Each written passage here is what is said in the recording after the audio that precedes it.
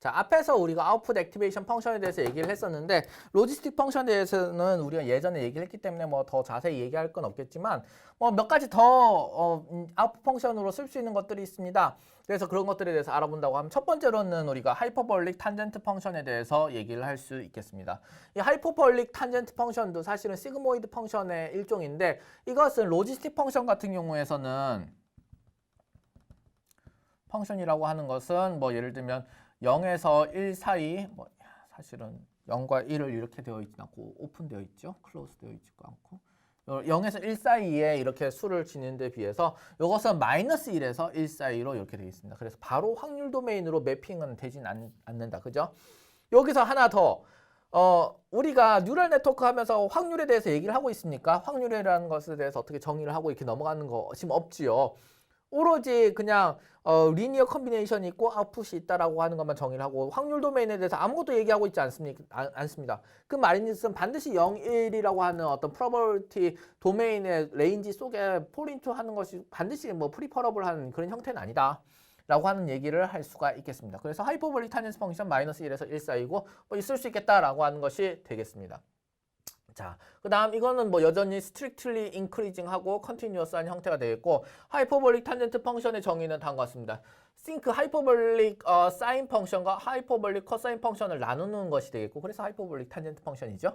그래서 하이퍼볼릭 사인 펑션, 하이퍼볼릭 코사인 펑션은 다음과 같이 정의가 뭐 각 개별적으로 되게 되었습니다. 그래서 여기서 보시면은 이게 지금 요렇게 증가돼서 요렇게 올라가는 것이 무엇이냐라고 하는 것이 되냐면은 여기 바로 하이퍼볼릭 사인 펑션이 되겠습니다. 그 다음에 요렇게 해서 요렇게 또 가는 것이 하이퍼볼릭 코사인 펑션이 되겠습니다. 그래서 요 두 개를 이제 나눠주는 것이 되겠다. 그죠? 나눠주기 때문에 하이퍼볼릭 탄젠트 펑션의 형태는 이렇게 가서 이렇게 되는 형태가 되겠습니다. 이쪽으로 가면 이쪽으로 갈수록 사인 하이퍼볼릭 사인 펑션도 급격하게 증가하게 되고 하이퍼볼릭 코사인 펑션도 급격하게 증가하게 되는 것이니 그러니까 이쪽으로 갈수록 이 두 개가 나눠져 가지고서 1로 되는 것이 되겠고요.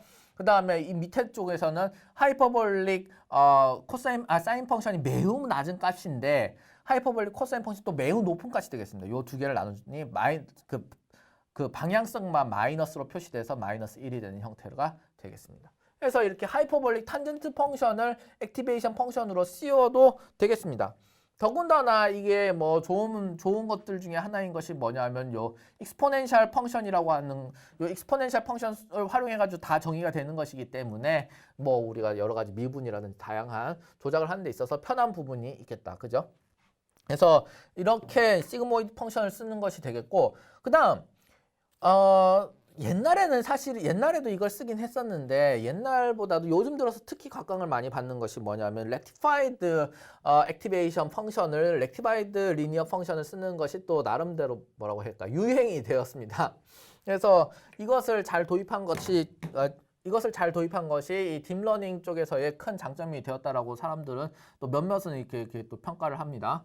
그래서 렉티파이드 리니어 액티베이션 펑션이라고 하는 것은 어떤 것이냐? 렉티파이어라고 하는 것은 뭐냐면은 뭔가 제로로 쭉 가고 있다가 이것을 급격하게 탁 꺾어져 가지고 또 증가하게끔 만들어주는 마치 SVM에서의 힌지 로스와 동일하진 않으나 SVM 힌지 로스와 동일하지 모양은 그것과 동일한 정확히 따지면 다릅니다. 다른데 모양이 유사한 그런 형태를 우리가 렉티파이드 리니어 액티베이션 펑션이라고 생각을 하겠습니다.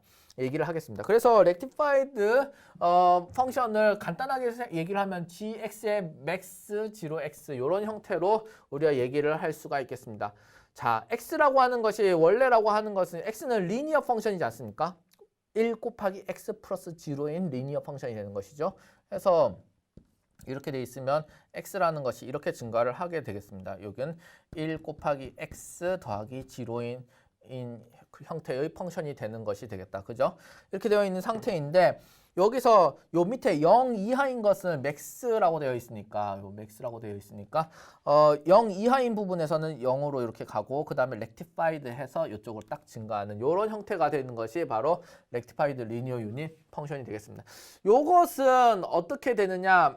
요거 같은 경우에서는 이 부분에 대해서 연속적이지 않습니다. 연속은 맞는데 미분이 이렇게 부드럽게 되어 있지는 않은 형태가 되는 것이죠.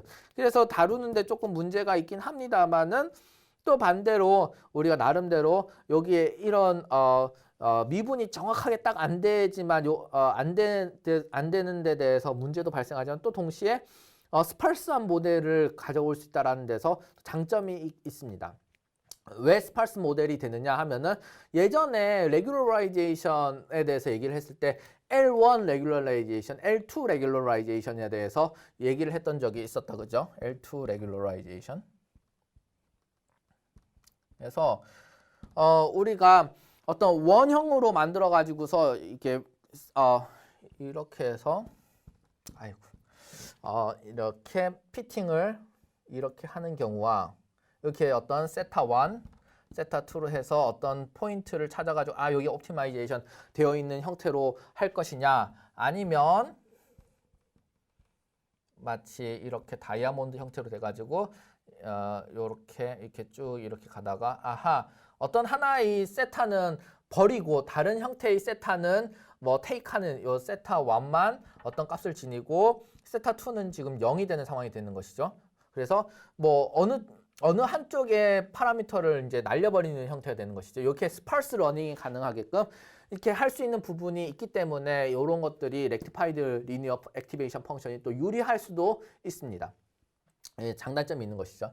그래서 이런 레셔널도 있고 또 동시에 어떤 것이 있냐면은 이 바이올로지컬리 이게 사실은 또 말이 된다고 합니다. 왜 바이올로지컬리 말이 되느냐 하면 사실은 우리 뇌에서 액티베이션, 뉴런이 액티베이션 된다라고 했을 때 역치까지 가면은 더 이상 시그널이 더 세게 안 나온다라고 하지만 그 역치에 도달하는 케이스가 매우 적다. rarely reach the maximum saturation 펑션까지, saturation 레벨까지 간다. 역치가 가는데 역치까지 가는 경우가 별로 없답니다.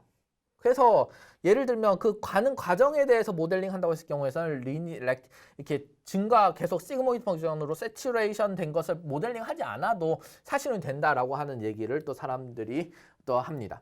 그래서 어쨌든 이런 또 뿐만 아니라 액티베이션 되는 데 대해서 또 더 강조점을 둘 수 있는 것이 되는 것이죠. 예전에서는 이렇게 우리가 억지스럽게 위를 꺾어주지 않았습니까? 이 위쪽을 가다가 꺾어줬는데 이제는 계속 증가할 수 있게 만들어주니까 뭐 액티베이션 되는 상황에 대해서 더 강조점을 두는 그런 아웃풋 펑션이라고도 볼 수가 있겠습니다. 그러나 문제점은 뭐냐면은 요 포인트에서 미분이 제대로 정의가 안 된다라고 하는 그런 부분이 좀 문제가 되고 러닝할 때 좀 불편한 부분이 발생을 하겠죠. 해서 우리가 스무디된 버전도 존재합니다. 스무디된 버전은 뭐냐면은 소프트 플러스라고 부르는 것이 되겠습니다.